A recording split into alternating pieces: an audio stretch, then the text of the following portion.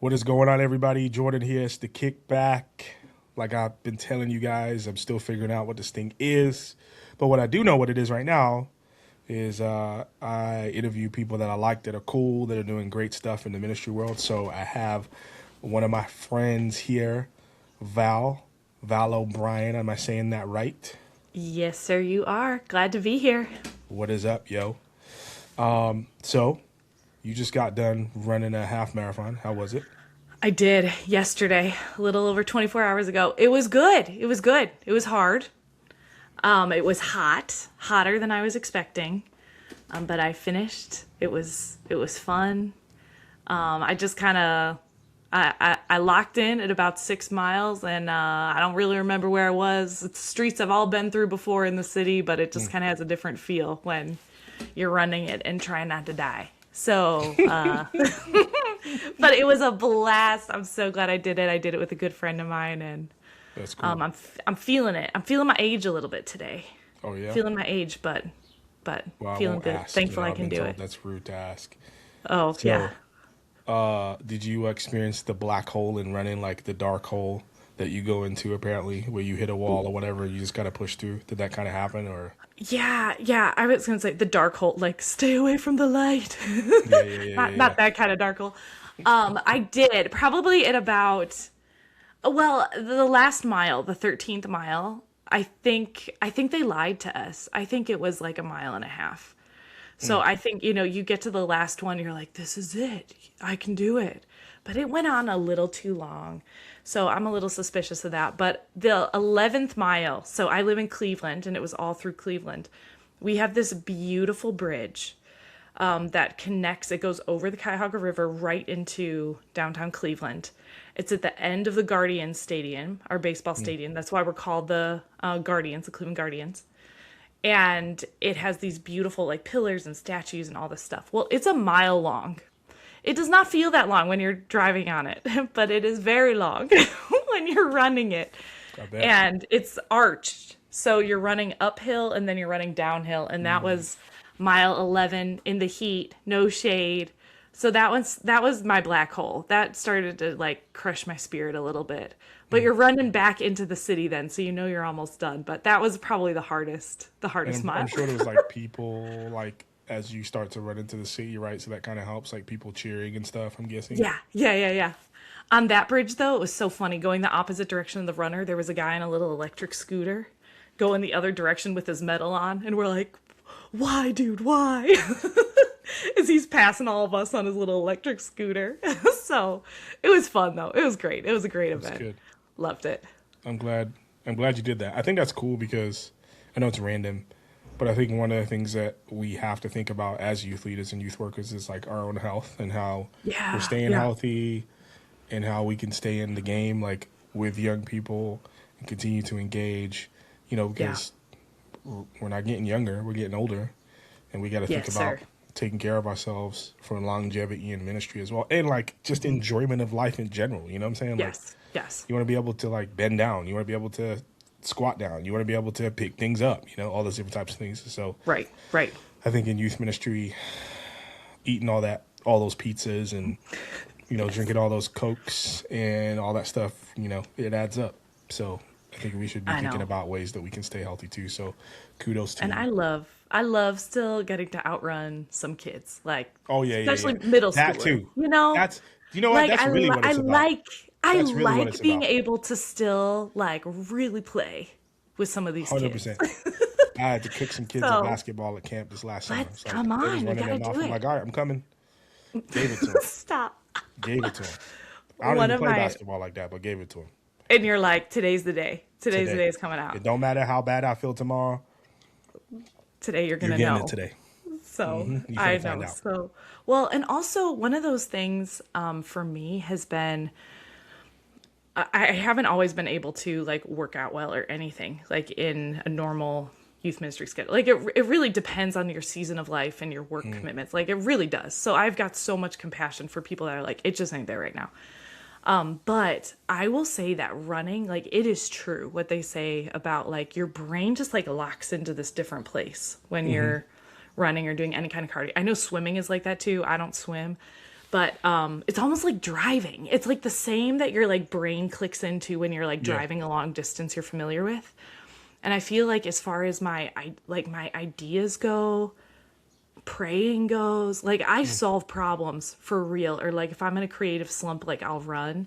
And I feel like it does, like just the way God's wired us, it like resets your brain. And some of my best ideas have come while I'm running, and it's very like productive for me work time often doing that type of thing, because your brain just hits this different thing and thinking and praying through stuff. And so yeah, it's been a good thing for me for sure. That's cool. I've enjoyed it. Yeah. Well, Yeah. speaking of work, you Let's have do a it. cool ministry called Aspen, Yes, sir. and you guys are doing some cool stuff. So why don't you tell us about that? Yeah, I'd love to. So, we are 2.5 years old. Aspen Ministry, Let's two and a go. half. The terrible twos. That's really what we're living right now. Right? But I started it 2.5 years ago. I was a youth worker in the local church vocationally for 12 years. Then I spent a couple of years, about 3, doing training and coaching of youth workers. Okay. And at that time, I felt like it was such a gift from God, because I feel like it opened my eyes to youth ministry being done in all kinds of different places. Like I was so intimately acquainted with like the struggles we were having with my kids, with my leaders, my families, their attention issue, like all that kind of stuff in my church. But when I started doing training and coaching, we are working with churches on the West Coast. We are talking to youth workers in the middle of America, urban youth workers, suburban, country, out in the middle of nowhere, all kinds of different youth workers, and all kinds of different churches.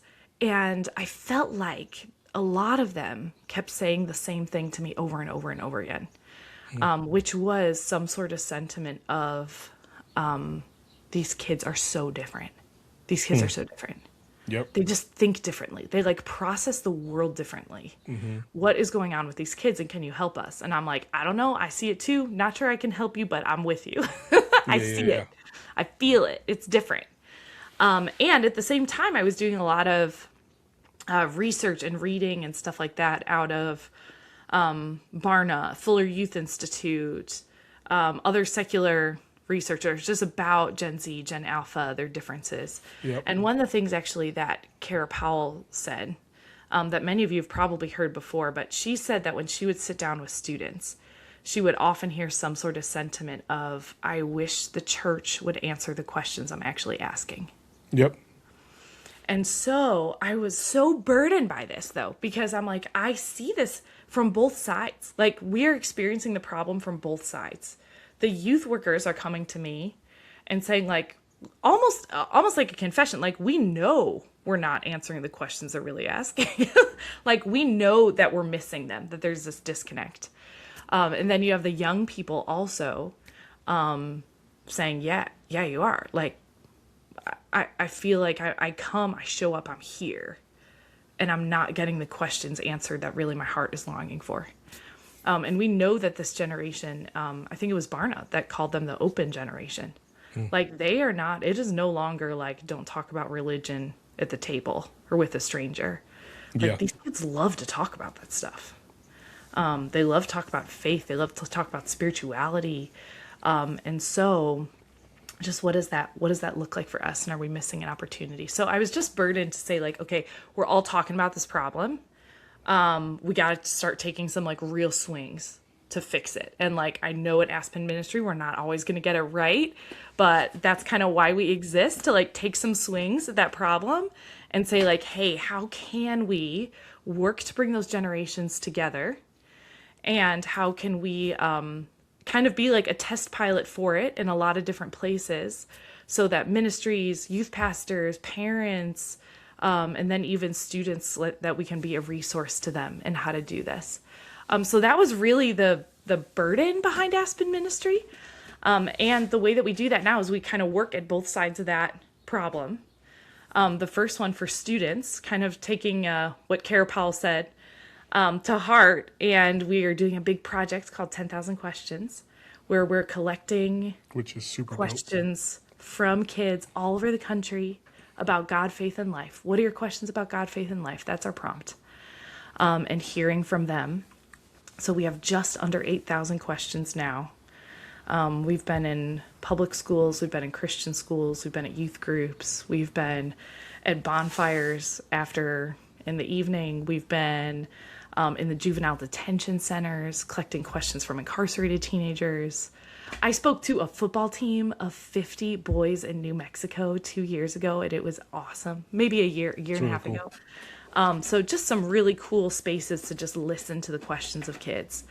And we answer some of them on the spot. We also do a podcast where we answer student questions with experts. And Jordan was just on that podcast answering questions and just did an awesome job.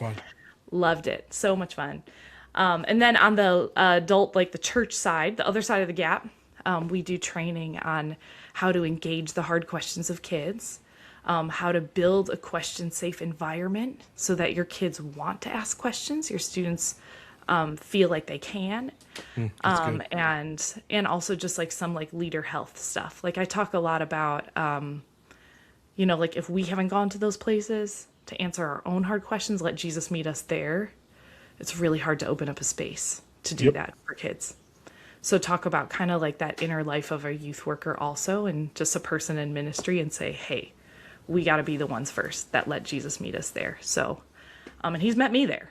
And so that's why I know that he will meet you guys there also. So that's kind of what we do. That's kind of a long pitch, but it's a long story in how we got there. And then like, those are kind of the two sides of the ministry that we do. No, it's great. I mean, I think it's part of the reason why we connected so well when we met was because, Reframe is all around, centered around this idea of asking questions and engaging young people in the conversations they want to be engaged in, and then sharing the gospel right where they find themselves. Correct. And creating the right and healthy environment for those things to even be possible. And it's interesting, like as I continue to have conversations with youth workers around the country as well, like you said, how many of them are like, I'm not sure how to do this, Right. And so there's such a need there for what you guys are doing, which is really cool. And I love the 10,000 question idea. Like it's such a simple, just go where they're at and actually ask them and just listen. It's not rocket science. No, I always tell people, I'm like, listen, I'm not trying to create sliced bread here. Like I'm not claiming to. This is not rocket science. I mean, but it is a heavy lift in the sense that 10,000 questions is a lot of questions. It is. But that is an incredible sample size to really get a great picture of what this generation is actually asking. And so a couple things I was just writing down as you were talking, because I was like, I'd love to know this. Like, what so far has been the top question that's been asked? Oh, yes. Everyone always wants to know this. And I would too. Okay, so I'll answer the question, but let me give you a little bit of background. I know. When all the questions come in, you know how this goes. Okay, so people always ask, like, do you want to get 10,000 unique questions? And I was like, no, I'm not a crazy person. Like, that's nuts. So I'm looking for 10,000 questions because the repeated questions, of course, is really important data too, to know what kids are asking, what frequency. So in order to do that, I kind of had to find a way to process all these questions and sort them, which I realized was a huge task. So they get sorted right now into 3 different layers so that you can find them. So there are existential questions, life and living questions, and then Bible questions. Okay. Bible questions isn't like totally our jam, but kids throw them in, and that's fine. That's great. They got their own category. So existential, life and living, and then Bible questions. And then from there are subcategories. They're like the middle category holder. And every middle category doesn't have questions in and of itself, but they have subcategories under those with all kinds of different things. So everything kind of goes into these 3 big buckets so that you can sort it, figure it out. So the largest bucket of questions, by far, I think there are, I just looked this up the other day, I think there are 23 categories that have over 100 questions in them each. Oh, wow. Okay. So there's like a couple clear winners, and there's 109 individual categories. Wow. And then 23 of those have over 100 questions. So it's kind of like pretty heavy on that side. But the number one type of question is about pain.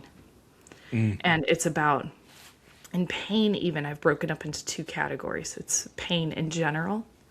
And then the other category that I have is personal pain. Because you get questions like, why is there war? Why does war exist? The classic, like, why do such evil things happen in my neighborhood, whatever the case is. Yep. But then you have personal questions. So then you have the personal questions of like, why did God take my brother away when he was one? And it felt to me like it is so weighty to receive these kids' questions. And they're all questions about pain. But I just felt like even to honor those personal questions, about pain, I needed to separate those out and say like pain in general. Why is there evil in pain? And then why is there like my personal suffering? So general pain is kind of the number one question, but just by a small margin to personal pain. But together, those two blow all the others out of the water. I think they beat number 3 by like 100 questions or something like that, like a lot. Wow. So one of the things that I talk to youth workers a lot about, this question about pain. In some ways, it's like you had to ask all these kids for questions to find out that people struggle with the problem of pain. Because that's been a question that like we've always asked, right? Like that humans have always asked. Yep. But I think that as far as it comes to our young people, we need to wrestle with pain, and we need to talk about it more. We need to be not afraid to talk about it. We need to leave it not such a huge. The human condition, we are always going to struggle with it. We are, because it doesn't seem to fit, right? However, there are like beautiful examples, and there is a lot of theological richness about pain, and we need to wrestle with that, and we need to start telling a compelling story of how God uses pain to our young people. So that's really good. Yeah, I think I think with our young people, what we're seeing is that they don't necessarily want theological answers in a traditional sense when it comes to these questions of pain, but they want answers of presence. So they want people who are with them in the midst of it and demonstrate the love of God in the midst of them experiencing their pain. Yeah. And so I think there needs to be space for the pain. But we can't just explain that pain away with trivial or cliche Christian answers. I think we have to be present in the midst of that pain with them. Right. Own when we don't know the answers to those questions, because let's just be honest, God doesn't always give us those answers. Right. And I think they appreciate when we say, I don't know, as opposed to try and give them some kind of, answer that explains it away. And the reality is when you're in pain, does any answer really suffice? No, because it doesn't make the pain stop. Correct. Right? Correct. And so, but what I can do is I can be with you, and I can, and I think ultimately, once again, that's what Christ does, right? He enters into our pain with us. That is God's answer to the problem of evil, his presence. That's what I was going to say. I'm like, ultimately the theological answer to the problem of pain, as far as we experience it on this side of heaven, is like, it is a mystery, and yet Jesus is with you. His presence is with you in the middle of your pain. And he is the only one who like draws near to us when we are in pain. And he gives his spirit as a comforter to us. And so in that way, I think you're so right. It's like, when we try to explain away pain theologically, it does not make sense. But when you draw near to a kid, like that is the theological answer. Yep. Is that like we get to draw near to each other and comfort each other and bear each other's burdens. And I think we need to demonstrate to them also what it looks like as adults to experience pain. So that means we have to be vulnerable about the fact that we're in pain, and then watch us show up, then watch us pray, then watch us worship God, then watch us read the scriptures, then watch us wrestle through things while drawing closer to God instead of drawing away, like pulling away, right? Yeah. And that's actually going to help inform their faith way more than just us telling them what they should do. They need to actually see us do it.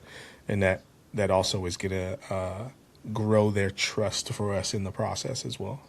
Right. You know, I had one of my uncles who I'm very close with just last week. He had a massive heart attack. And he was in the ambulance, and he's a believer, and my aunt was following him. And I got this text message my sister got this text message from my aunt later, and she was saying, you know, I was following the ambulance, and I was talking out loud to the Lord and saying, like, I know that he is ready to meet you. And if this is the day that he meets you, like, he is ready, and he will come in with rejoicing. And I know that I will be okay. I know that you're with me. But I really don't want to be a widow today, Lord. But I know that you're going to be with me. I know that he's ready to see you. And just the way that she talked about it, and he lived. I mean, the doctors miraculously just saved his life. But, you know, even that example to me is a 39-year-old. So I'll tell you, mate, it's 39. I've been walking with Jesus for a while, and that, like, hearing her testimony of that really, and then this other part, my uncle, apparently, he thought he was about to meet Jesus, and he started singing worship songs in the ambulance as they're prepping him to go into surgery on the way to the hospital. And I was just, by those two stories, I was just so inspired of, like, pain and of, like, what happens in grief and what that looks like, and just asking the Lord, like, Lord, will you give me that type of, like, that's the type of faith that I want to have. Yep. Both myself as I approach death, and then I approach the death of people I love. Like, that's inspiring to me, much more than reading a theological, you know, like a 200 pages on how to deal with pain and that type of thing theologically, which I love and is important for a believer to know those things.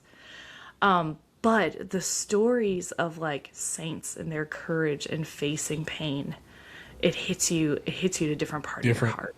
Different. And all of us experience pain, and I think we get a chance to show that to kids and to students and young people, and those are the stories they need to hear and see. Yes, absolutely.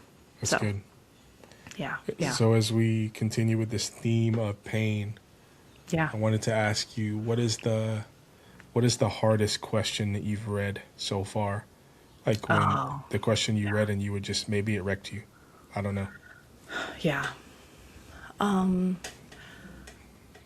Yeah, there's a couple of them, and they do actually fall into the category of pain. There's one that I can't, that I always think about when I'm asked this question, and it's, why does my mom always choose her addiction over me?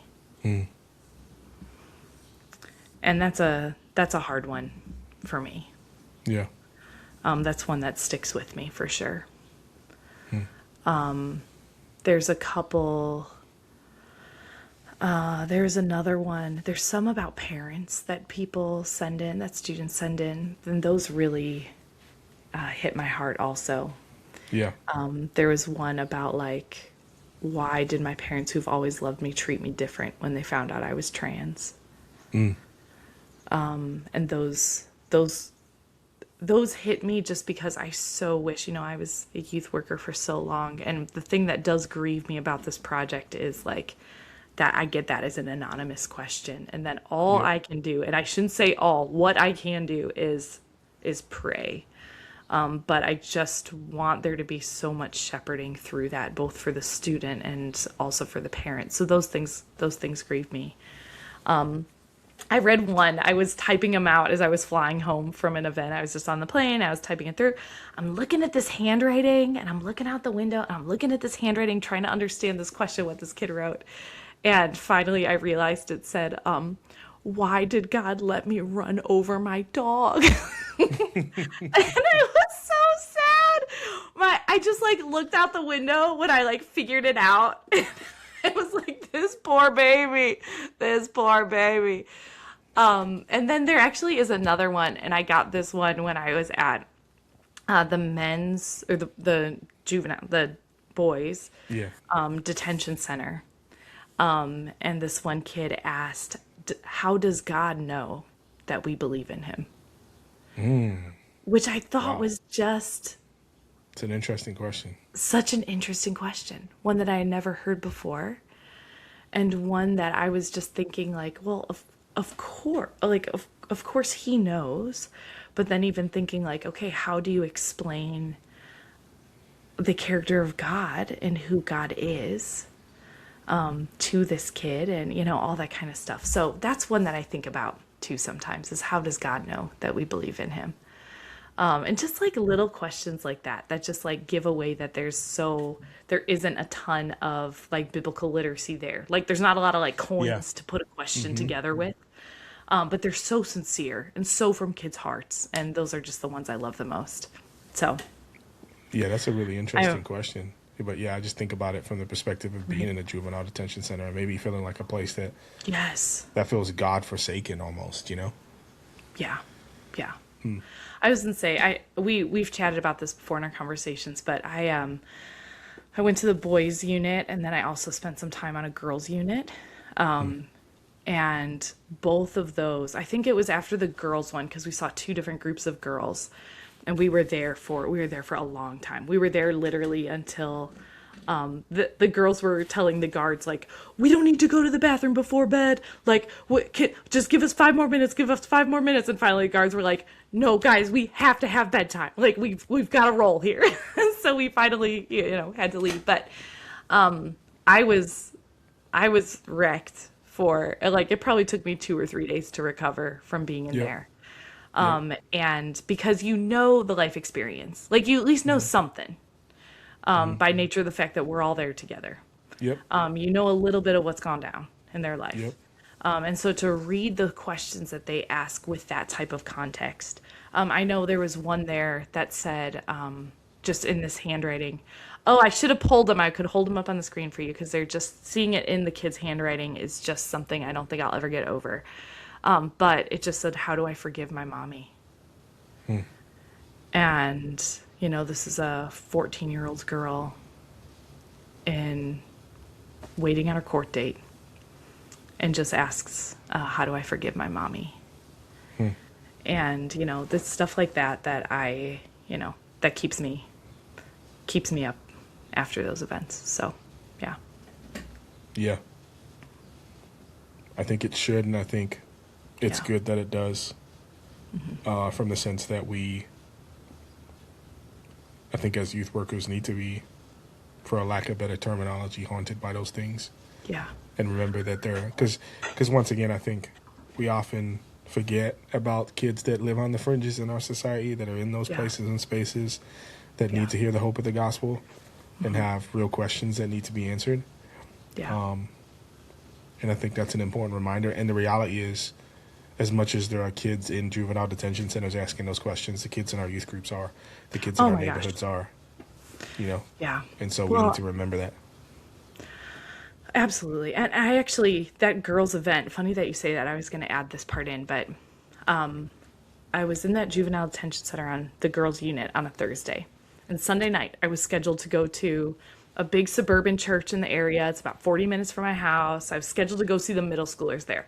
Now, most middle school events, like when I do them with this question activity, they're kind of hit or miss. Most of the time they're great, but every once in a while, and you all know, like you just get a group of kids and you're like, oh no, this is crazy. This Yeah. is all like just Jesus ever is. Like lots of that, so I was like I was still like not doing great after being at the jail on Thursday. And I had a bad attitude. I really did. I was driving there and I just kind of had a chip on my shoulder and I'm like, here I am driving after being with these kids, and I'm driving out to this white old suburban church and blah, blah, blah. And what kind of kids are going to ask these questions? And I was like, my heart was not in a good place because I was really low. I mean, like I was really wrecked after being in the jail on Thursday. We get there. the first question, the way that I do it is there's different kind of categories and prompts, and kids texting questions, and then they can vote on each other's questions, and the top voted question we answer on the spot. We do a couple rounds of that. First question that comes through is, how do I help my friend who's being abused? Next round of question that comes up is, what do I do if I've already had sex? And then it said in parentheses, and I didn't really want to. I felt like I was forced. Oh, man. This is from the middle schoolers. And oh my goodness, the youth pastor that was up there answering questions with me did the most beautiful job with both of those questions, answering them so sincerely, with so much wisdom. And we had a great conversation with these kids. But the Lord did use that exactly as you were saying, Jordan, of like, there are hurting kids everywhere. There are hurting kids everywhere. The neighborhood you grew up in does not exempt you from pain and from seeing hard things. Yep. It looks a lot different, but all kinds of kids are asking questions. And all kinds of kids need like wise, gracious, loving people that love Jesus and love them to come alongside of them and have real conversations about these types of topics. So, yeah, but yeah, it was so heavy, but it was so good. It was a good reminder for me, even running this project. And yeah, it just has helped shift my perspective too. It's really good. Shifting gears a little bit. Yeah. What is a question that you have heard that has produced hope in you concerning what's happening with our young people? Oh, yeah. Oh, this is a great one. Okay. I get tons of questions, about how to grow closer to God. And really, really sincere questions. Just questions about like, how do I listen to God's voice? I've never read the Bible before, but I really want to start. Where should I start? Just those types of questions, which I love. Like there are so many in the like, how do I grow closer to God, that I almost like thought about, I'm like, do I break this down even further? Like there's so many questions in this category, which I really, really love. And then I also really love, I get a ton of questions about two things that are kind of similar, but a little bit different. But the first one is about denominational differences. Tons of questions about this. Interesting. Which again, I think is fascinating, because I'm like, how are kids thinking about this? But I do think there's so many questions about like, there's so many different types of churches. Do they all believe the same thing? Do they not? And I just love that kids are thinking about that. And that they notice that. And I think that, again, that's a huge like call out to the church of like, we need to rally around the majors here.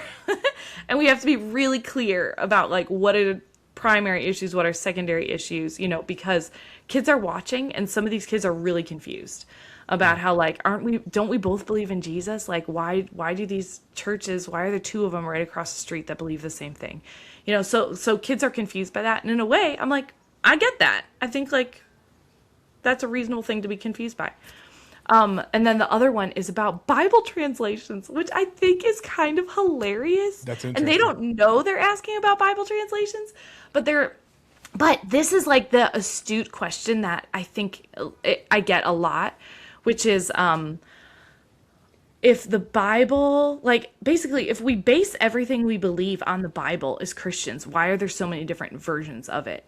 And I'm like, that is such a valid question. And imagine how confusing that would be if it's like, okay, you say that the Bible is is where we find all of our answers and stuff like that. Well, why do different Bibles say different things then? And there is a really good answer for that. Yeah. But if you don't know the answer for that, that's a really confusing thing. Yeah. 100%. Yeah. And so those are some of the ones that like just the critical thinking about those things, and just the hunger to grow closer to God are ones that always, and to hear God's voice, lots of questions about how do I know the will of God? How do I hear God's voice? Are the ones that super encourage me, just to see the spiritual hunger in some of these students. That's really cool. So if I'm a youth worker listening to this, I'm a youth pastor, youth leader, like, and I'm saying, okay, I hear everything you're saying. Yeah. What do I do? How do I apply what you're telling me? Like, if you were going to give me, I don't know, 3 things that I should go do next week or next month to move myself in the direction of this generation, in the direction of Gen Z and Gen A. Yeah. Like, what should I do?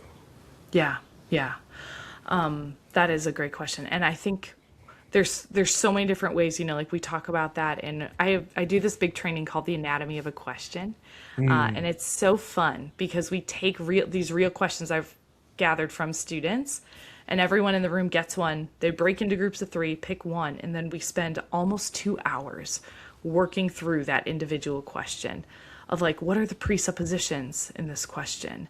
What are the values revealed in this question? Why might a kid be asking it? Just like draw up a couple scenarios. Why is a kid asking this? We kind of go through all those different things. And then we talk about like, okay, what are the different ways you can take a question theologically or biblically, this question? Because there's usually a couple different avenues you could take. What are a couple of them?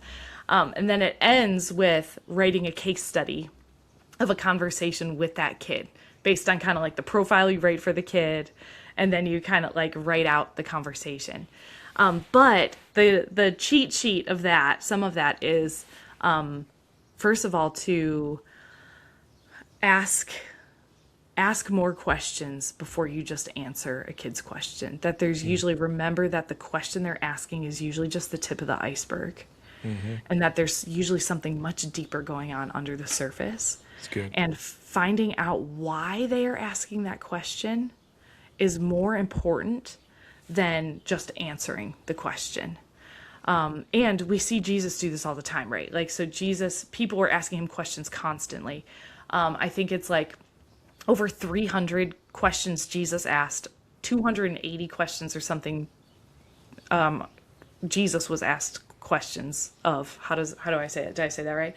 300 questions Jesus asked, 250 questions were asked to him. And he answered like between 4 and 8 of those questions directly, depending on your definition of directly. So he did not answer very many of them that way. And I'm like, man, if we take even one play from Jesus and how to answer questions, it's that, because Jesus wasn't just concerned about information transfer. He's concerned about their hearts and people following him. And I think, again, that is our most important job, is we do not just want to pile information on kids. Information is important. The truth is important. But what we want are students whose hearts are transformed by the message of Jesus and that want to follow him. And so to do that, we need to know why. Why are they asking this question? Because then we can more accurately speak truth to that place, not just the intellectual place, but the place of their heart that cracked open because they asked that question. And so I think that is the most important thing. The second thing I would say is, again, I'm a millennial. Like, I don't feel that much older than students, although like it's true, I'm getting further and further. But what sociologists say is that the generational differences between millennials in particular and Gen Z are so profound, and this is for a lot of reasons. I could really go down like my nerd rabbit hole and talk about this for a long time, but let's just say like they're so profoundly different that it actually, to a sociologist's eye, it looks more like a true cultural gap than it does a generational gap within the same culture. Yep. And so we need to I've heard assume, it put that we're literally missionaries now. We're not just... Correct. Yes, that like we're cross-cultural missionaries to the next generation. And one of the main things that like we have to consider is that like we may not be understanding a situation or the words that they're using and how they're using them. We might not be interpreting the situation correctly. And so we figure out what's going on, just like a missionary in another culture, by asking questions, by being sure, like, what do you mean when you say you're in a relationship with someone? Because I know what that meant for me when I was in high school. Doesn't mean the same But, thing like, now. what does it mean to you? What does it mean that your boyfriend cheated on you? Like, what does that mean to you? Like, I know what that means to me is, a woman in my 30s and most of my friends are married. Like, I know what that means. But, like, what does it mean to 13-year-olds that your boyfriend cheated on you? Let's talk about that. Let's start there. Like, and starting to just, like, pull some of that stuff apart. And being willing, I encourage adults, like, ask what you would consider, like, ask a humiliating question. Be willing to ask a humiliating question and give away that you do not know what this kid is talking about. And just say it straight up and ask that kid to be your teacher on it. Like, I have to do this with, like, anime stuff all the time, where I just have to straight up be like, okay, I don't know exactly what that is. Can you explain to me? Like, explain to me the plot of this show, because I've never seen it before. And they love that. Like, they love getting to be the teacher on that stuff, and be the expert on it. They'll let you teach them. Yes, They'll totally. respond in kind. Yes. And so I think, like, it takes that, like, we have to get over the uncomfortableness that we feel of not knowing and not being the, like, one that's in the know, being willing to ask a humiliating question and also not assuming that even the vocabulary, like, means the same thing to us. So you just got to double check before you start, like, rolling down a path that a kid's like, that's not what I was asking at all. So that would be kind of like the two things right off the cuff that I would say that youth workers can start doing just immediately. So good. I really appreciate you sharing that, and I know that's going to be helpful for people who hear it. We have a little tradition around here as we kind of wrap things up. Yeah. And the tradition is this. You're standing in front of a group of 50 youth workers. You got 2 minutes to encourage them. What would you say to encourage them? And then please close us out by praying for us. Okay. I would encourage them by telling them that we are playing the long game. That youth ministry is like, we do it for Jesus and we do it for nothing else. We know we don't do it for the money. Okay. Facts. We know. We don't do it because kids love us. We don't do it because our church loves us. We don't do it because parents love us. We don't do it because we use our giftedness. We don't do it for this reason. We don't do it for any reason you can imagine. We do it as an offering to Jesus and in obedience and in faithfulness to him. And it is like casting bread on the water. And you just never know what is going to come back. And it's gone. And it's such a hard ministry because everybody in our ministry ages out in 4 to 7 years. It's a whole new group of students. And we all know that sometimes the ones that we know love Jesus end up making some really poor choices in the next couple of years once they leave. And we know that sometimes the kids that are smoking weed are the ones that come back 3 years later and want an internship and are following Jesus now. Those are the youth pastors. Right? I know. And that's most of you guys, and that's us. So we do not know, but we trust it to God. And our work is an act of faithfulness. And also I would say that it is an act of faithfulness. There's so much about sustainable youth ministry and like building something that'll outlast you. And I think that is really important. Like that should be our mindset, to build something that lasts. But also I would say that even if it goes away the day that you leave that church, to know that all of the work you did, God used it in that time, in that moment. And it was an offering to him. And to not get lost in the minutia of youth ministry, but keep that big picture in mind that God is using you for a bigger purpose. So, and it just takes a lot of trust.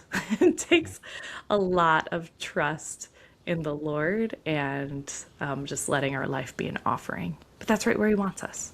So It's good. Should I pray for us? We should. Thank you so much. All right. Jesus, we come to you, and again, with another day, we submit ourselves to you. And we ask you to use our life as an offering. Whether it is a vocational youth pastor, a volunteer, a parent, a senior pastor, a grandparent, anybody who is working a secular job, following you. Lord, our lives are all an offering, and all we do is just say yes to the next piece of obedience you put in front of us to do. And we let you work out the ending. So Jesus, I pray that you will teach us that you will teach us what that real life of faith looks like. I pray that you will speak to us as we read your word, as we sit with you in prayer. I pray that you will convict us of sin. I pray that you'll give us joy in obedience. I pray you give us deep relationships with people that love us and care deeply for us and for our families. And we offer ourselves to you, and we thank you for what you've done on our behalf. And in your name we pray. Amen. Amen. Val, thank you for your time. Really appreciate it. Oh yeah, thank you so much for having me. I appreciate you and the work you're doing. So Trying. I know we're working on it together, friend. Yes, we are. Appreciate you. And as I like to say to our listeners, this is the beginning of the conversation, not the end. Questions, comments, concerns, you know where to find us. We love you. Yes. We'll talk to you soon. Peace. Thanks so much.